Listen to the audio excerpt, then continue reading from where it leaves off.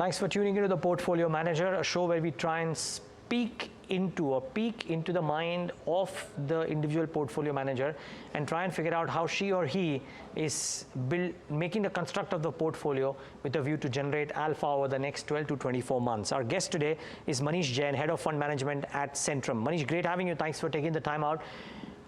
Manish, just starting off by what's the kind of funds that you are managing at Centrum? What's the fund size and what's the fund philosophy? So at Centrum, we have various products which are linked to equities. There is the DPMS, the conventional PMS strategies that we have, which cater to all kind of investors. It is mid cap, small cap, large cap, flexi cap, micro cap across the board. There are about 4 different strategies that we run, all together totaling into an AUM of roughly about 600 odd crores. And then we have the equity advisory, which is typically aimed at much bigger ticket sizes, say 2 CR and upwards, typically targeting family offices, ultra HNIs. These are more customized portfolios. These typically tend to be more client interaction based. Keeping in mind their legacy portfolios, their preferences, the restrictions and everything, tend to be much high involvement from a fund management perspective, and that AUM would be totaling close to a shade over 1,000 crores. So in totality, marginally upwards of 1,600 crores of total AUM that we manage in Centrum as a team in our fund management business. Okay. Have the last few quarters been difficult to outperform the markets, considering that when the index does really well, it becomes difficult for a flexi cap or a small cap fund, at times even a large cap fund, to really outperform? Correct. That's absolutely correct. And that's why as investors also we advise people to look at equities as a platform for creating wealth from a long-term perspective. Markets are always going to go through cycles, right? There is always going to be volatility. The last 3 or 4 years are a testament to that. 2020 started on a very tough note, ended on a high. 2021 started off on a high note, ended very flattish. 2022 was a complete washout, but 2023 was stupendous. And 2024 so far has basically been anything but volatile, right? I mean, that's essentially how we've kind of played it. So as retail investors, it's very easy to get caught in this cycle of greed and fear. It's very easy to become greedy when the markets are kind of going up and to try and outperform, and it's always very fearful. The largest redemption, for example, we've had was in March of 2020, when the index had already fallen from 12,000 to 8,000, and we kept telling people not to do it. It was a time to invest, but rarely do people have the wherewithal or the gumption or the guts to kind of swim against the tide. So yes, good portfolios are the ones which I believe are going to be able to save money in a bear market. That's typically going to be much, much tougher than trying to generate an alpha in a bull market. Generating alpha in a bull market by deviating away from the philosophy is very simple. You load up on high beta stocks and you ride the wave, and you'll be able to generate alpha. The problem is riding the tiger is easy, getting off the tiger is much, much difficult, and that's where most people tend to go wrong, which is that you're able to load onto the cyclical, say oil and gas, metals, mining, and these kind of sectors. Rarely have I seen an investor who's able to exit properly, time the exit completely correctly. And that's where people tend to go wrong. So it's always better advised to build a portfolio that is more structural, that is more long-term in nature, which is always going to play through over a period of time. The idea should be to compound money to create wealth. And unless and until you're multiplying your money, equity as an asset class is not meant for you at all. So it needs patience, it needs time. Minimum time frame horizon needs to be about 3 to 5 years, and that's why the last 1 odd year has been particularly tough for PMS managers which run concentrated strategies. Now, if you are running a diversified strategy like a mutual fund, it's relatively easy, to diversify over a 60, 80, 100 stock portfolio and kind of outperform the market.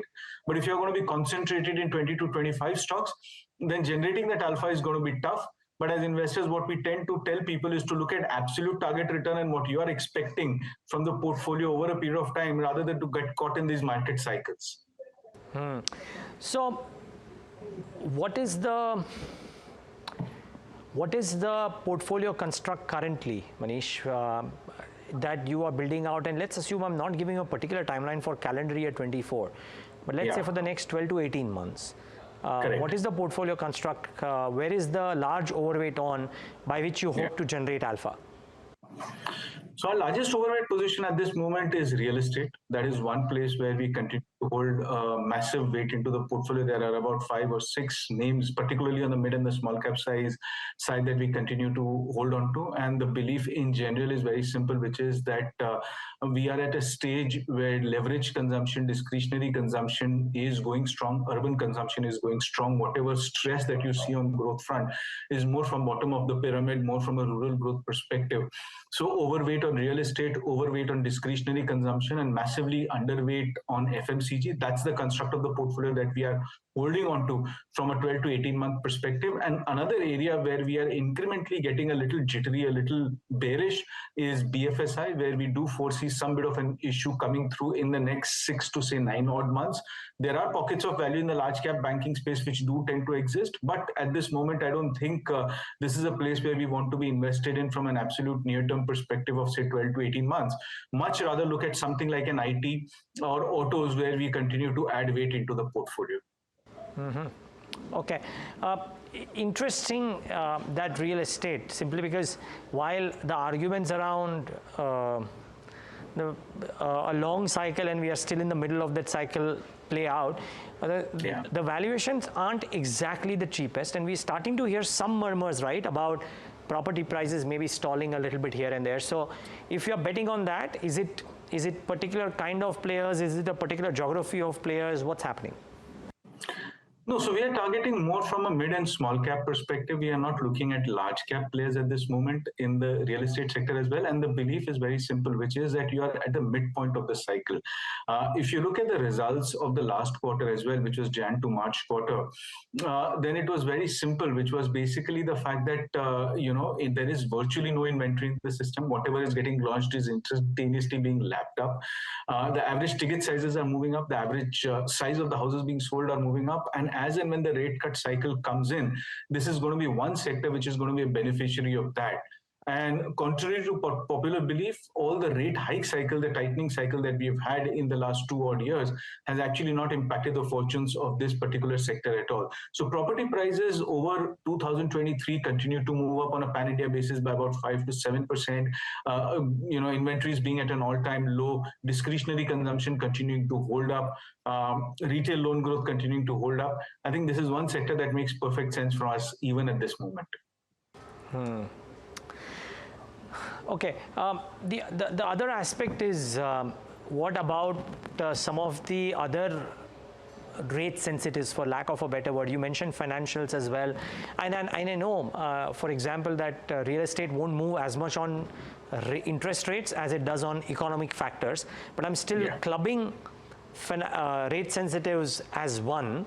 So you've spoken about financials, you've spoken a bit about financials, a lot about real estate. What about the third one, which is autos? Because they've had a splendid last 3-4 years. What's your sense here?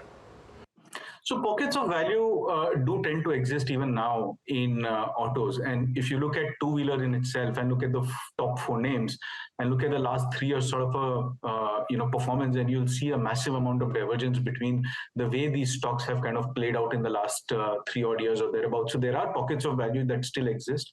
Premiumization as a story is going to continue to play out in autos, both in 4-wheelers and 2-wheelers. Players who are being able to capitalize on this premiumization trend, on this EV trend, which is more like a foot in the door kind of a strategy, doesn't really add up much into the EPS movement at this juncture.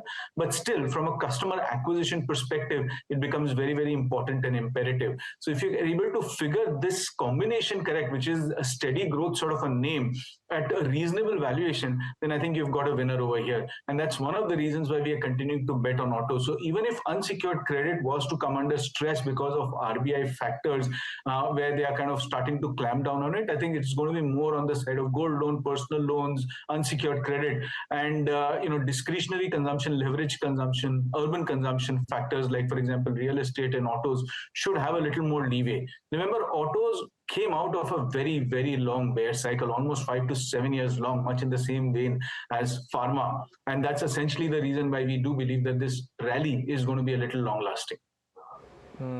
Well, hitherto underperforming. Let's see if they pick up. In light of all of this, my larger question also would be, could there be a bit of stress or a question mark, Manish, on the overall earnings trajectory for FY25? The hopes are still decent, but we are looking at a period wherein commodity costs or input costs might be coming back, and that might hurt margins. And if indeed interest rates stay higher than this little tailwind, not that corporate balance sheets are too leveraged, but that little tailwind from deleveraging also kind of goes away, or lower interest rate goes away. So could we look at a question mark on earnings trajectory for FY25 or 26? So you're absolutely right, and that is why it is very important as a portfolio manager that you do two things. One is that you maintain a bottom-up strategy in terms of stock evaluation, rather than having a very top-down sort of a call at this moment. And second is have a value orientation into the portfolio. Look at sectors where the potential stress to earnings growth is going to be minimal. For example, IT at this juncture, where we feel that with the US economy being as stable as they are, and we saw in the last quarter what they have done with cost cutting, especially on the employee side, the net additions in the way they have kind of come down, margins have definitely bottomed out. So it has to be a combination of value plus growth kind of a strategy, bottom up driven, that you need to take at this juncture. The overall market, purely from a top down perspective, purely from an index perspective, yes, obviously there is a lot of froth which is now starting to get built in bits and pieces and in pockets, when mid cap index and small cap index bottom to top deliver 60-70% sort of a return. It's time to be careful. And what adds to my concern at this juncture is that you can't take a blanket call, because FY25 will still deliver 1100 rupees plus sort of an EPS for Nifty, but it's going to be more back-ended than front-ended. The first couple of quarters are not going to be as good as what we are seeing them right now, because of two factors. One is rural consumption, mass market consumption still kind of continues to remain a little iffy, kind of still continues to remain a little bit under stress. And second is the leverage which you had for the last 2 or 3 quarters, which was margin expansion, is now starting to go away. So you will see marginings flattening out, particularly in the first half, which is a reference to the commodity prices also that you said, and the lack of pricing power in the system. So you're looking at a slight more downward revision as far as earnings growth is concerned, probably not 1150, more closer to 1100 to 1130 sort of an EPS range as far as Nifty is concerned, and which basically means 2-3% sort of an earnings cut coming through. And that's why this is going to be a more volatile year as far as markets are concerned. FY24 is not going to be as smooth sailing as FY23 is going to be, and hence my strategy is going to be more driven bottom up, stock specific, rather than being sector specific top down. One of the things that the newsletter that they've written speaks about is the stress on the rural balance sheet or rural consumption, or not the premium consumption. And I think they've cited some of the management commentary as well as the Reserve Bank's commentary to highlight that thus far we're not seeing a turn. Now, how do you make money from this? Because avoiding something is one way of not losing money, but not the way to gain money. So I'm trying to understand, one, do you still avoid staples, FMCG, etc.? And if so, how do you play consumption if you play consumption? So you're absolutely right. It's $1 million question, literally, isn't it? I mean, the point basically being that at this juncture, mass market consumption looks to be very, very iffy. And that's one of the reasons why I'm going to be continuing to avoid FMCG at all costs at this juncture, at least from the next 12 to 18 months perspective. Looks like this is going to be again the year of Super El Nino, which basically means that the rainfall is going to be pretty much like what it was last year, massively uneven and not very timely. So the harvesting season, especially from a summer crop perspective, might actually be in a bit of a stress. So it doesn't look like rural growth is going to pick up anytime soon. And plus FMCG stocks traditionally have always been a little more on the expensive side. And we've seen what happens to growth oriented stocks with very, very expensive valuations when growth kind of comes under stress. So that is going to be one factor which I'm going to completely avoid at this juncture. But where you do see a lot of money making opportunity which continues to exist is more on the discretionary consumption side. So apparels, retailing, jewelry, autos, right? These are the spaces where I think the growth continues to hold up. places like, for example, real estate, which are more leveraged on urban consumption, which kind of play the premiumization story, which kind of plays the India story, the GDP per capita rising, that kind of story. I think those are the places where growth is still likely to hold up. They're great managements, great companies, all business leaders in their own segments, making excellent return ratios, balance sheets not being under at all stress. And that's where I think even if you have to pay a slight bit of a premium from a risk reward perspective, it still kind of adds up. Okay. This the problem with this premiumization piece is that the lack of too many large liquid alternatives, and the ones which are even remotely predictable seem to be priced in. So therefore, do you kind of wait for a cool off in this pocket to account for margin of safety? So that's what we have been doing in the last 2 odd weeks or so. We were prepared for this kind of a pullback that came through in the last couple of weeks. We were ready with our portfolio evaluation strategy, and wherever, all that we are doing at this moment is to rebalance the portfolio wherever we made money, and there are specific stocks where we've made between 2 to 10x also. We are kind of taking a little bit of money off the table from there, and wherever we feel that the risk reward still kind of adds up. For example, hospitals, for example, hotels, for example, autos, particularly on the two-wheeler side, for example, real estate, where you still find pockets of valuation still kind of exist and you still have money-making opportunity, large cap IT being another one. Those are the places where we are kind of redeploying that cash out. So if and when the market continues to remain volatile, if and when these stocks continue to pull back, we'll continue to build positions from a long-term perspective. Remember, it's not about the absolute price that you pay. It's more about the growth surprise. And as long as the growth doesn't surprise on the negative side, I think these stocks will continue to do well. So all you need to do is to do your homework well on the growth side of it rather than on the valuation side. Okay. Fair point. What's not done well, aside of course, financials kind of underperforming, is also pharmaceuticals. And while US generic pharma players have done well, the Sun Pharmas and the Lupins, the others haven't. I mean, CDMO, CRO, other aspects of healthcare clearly struggling despite the vast promise that the world and India give. So what do you do here, Manish? So there are two sectors that continue to baffle me a little bit. One is pharma, which you very rightly said, and the other one is chemicals, right? Both these spaces have not done well at all for some long time to come. Pharma has been in the doldrums for almost 6 or 7 years now. It's only starting to come out now, and they have faced massive headwinds structurally from a US generics pricing perspective, from a US FDA perspective, and the growth has really been under a stress for a long time now. Chemicals again has been more of a global geopolitical influence, the China angle that you want to call it, doesn't seem to be completely bottomed out over here. But my sense over here is that if you have a 3-year view and if you're ready to wait out a little bit of a volatility in these couple of sectors, then it's time to go shopping now.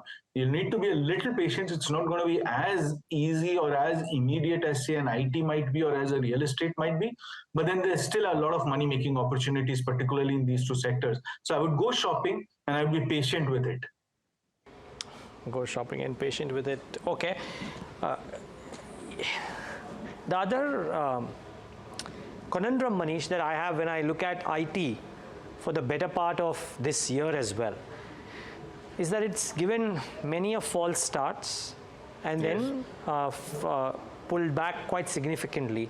And while there might be promise around at some point of time the things changing, the corporate commentary thus far is evidently not great. I mean, companies are saying that there is no change in the demand scenario, at least from the start of this quarter as well.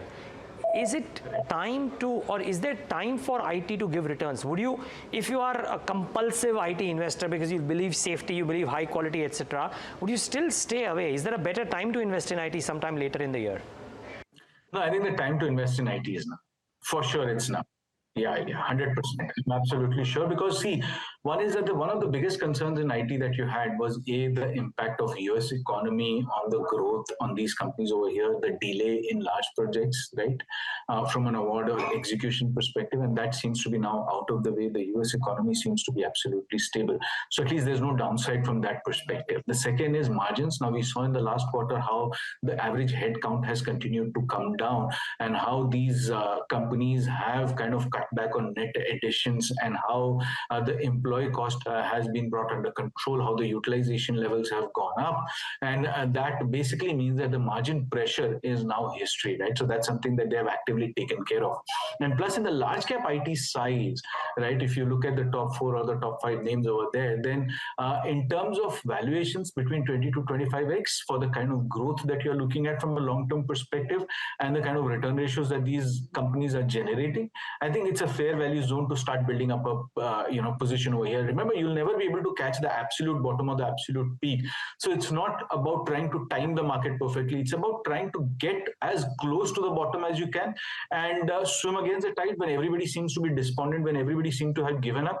That's usually the time when I have figured out that there is a gap between perception and value, right? And that's where you kind of make the money, and that's when you kind of get it. So I think IT, the time to get in is absolutely now. Mm-hmm. Okay, well, the crux of this conversation, viewers, is that there might be a lull in the markets and a much needed correction which people can maybe use to get into. Select pockets on which Centrum is actually contrarian on, IT case in point. If you wanted to get into pharma, wait for the slightly longer term. And that our largest overweight position is real estate even now. Manish, great talking to you. Thanks for taking the time out and giving us your insights. Really appreciate your time. Thank you so much for having me. No, the pleasure was ours. And viewers, thanks for tuning in.